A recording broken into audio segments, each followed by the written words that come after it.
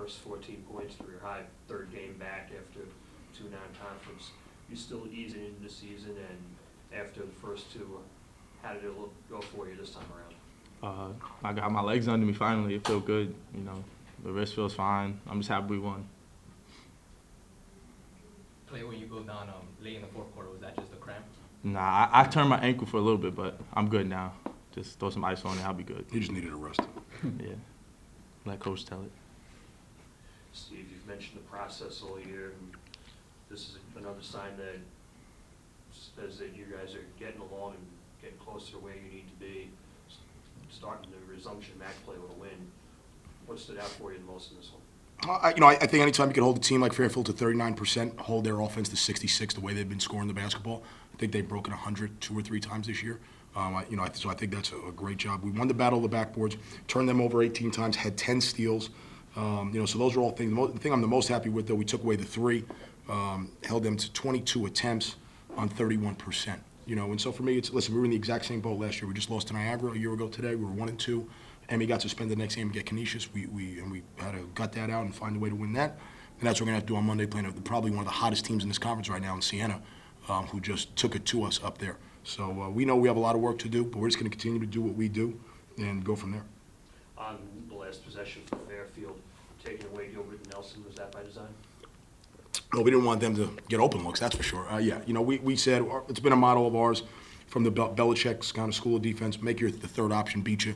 Don't let the first and second. I thought we did a very good job, and it's a credit to Marcus how good he is. He has 23 on, but we made him shoot a low percentage, 9 for 21. So we were very happy with that. Nelson hurt us a little bit. He had some big threes. I wanted to start the second half, and then he had a couple later that hurt us. So we had to know where he is. But I thought overall our defensive mentality was there tonight, and I think that's something that we've been building towards, and we're going to continue to grow on that. Zane, you played through foul trouble throughout the entire game, almost. How were you able to still balance that and still make an impact on this game? Coach just subbed me well, honestly. Kept me out of foul trouble in the last probably 15 minutes after I picked up the fourth, I think. But I was just trying to play aggressive even with the fouls. So Zane, back-to-back in double figures for you now, 3 over the last month if you count the Columbia game too. Do you feel you're getting more accustomed to your role offensively, and Steve, follow that up? I think I'm just getting more comfortable, honestly.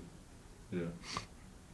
I think the thing for all of our guys is, anytime you lose players like we've lost over the years, and I'm talking 1,000-point guys in your program, I get to see these guys work out every day. I know how good Zane Waterman is and how good Calvin Crawford is and how good Rich Williams is.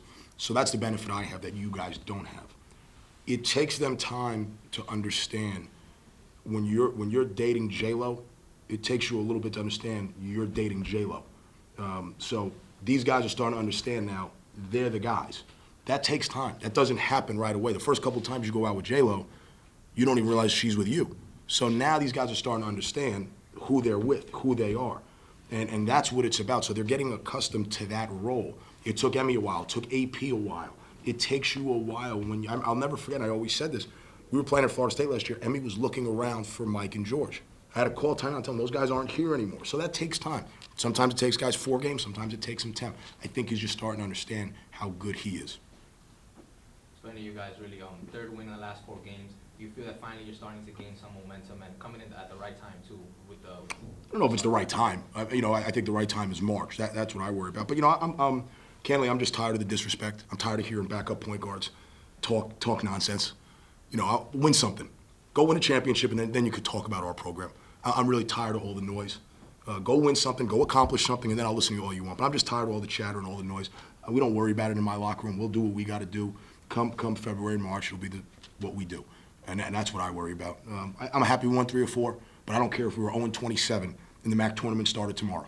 We're on everyone's mind. And that's the reality of it. We know it. Everyone else knows it. It's the elephant in the room. So that's what it is for me. I don't care what happens this conference. People could go 20-0. Come when we go to Albany, someone's in everyone's head, and we know what program that is. So we'll let the play do the talking, and if it's us again, it's us again. If it's someone else, it's someone else. But I'm not entertaining all the noise and all that. We'll worry about it come that time.